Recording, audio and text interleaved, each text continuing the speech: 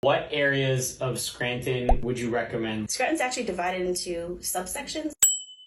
It's like North Scranton, South, East Mountain, Green Ridge, and the Hill section. The most desired part of Scranton right now is the Hill and the Green Ridge section. The Hill section and Green Ridge have been the best property producing because the rents are a little higher, because Green Ridge and the Hill section are so close to schools. It's the University of Scranton, Marywood, the medical school. We're getting a lot of phone calls now getting generated for the fall semester. What are the economic drivers behind the town? What are the big jobs in the area? Yeah, they're starting to open up more businesses. Amazon, there's one in Goldsboro. I know Chewy is a big hiring facility too. Like the dog food company? Yeah, the online. I was like, I've heard of that name before, but... There's the power plant in Jessup right now. We're the unknown secret. We're getting a lot of investors now from New York, New Jersey, just because of the price point. For a single family home, you can buy them as cheap as $75,000. For That's a crazy. duplex, $100,000 to $120,000. When I first invested, I was only buying $20,000 to $25,000 for single family homes and then renting them out. How many units do you own?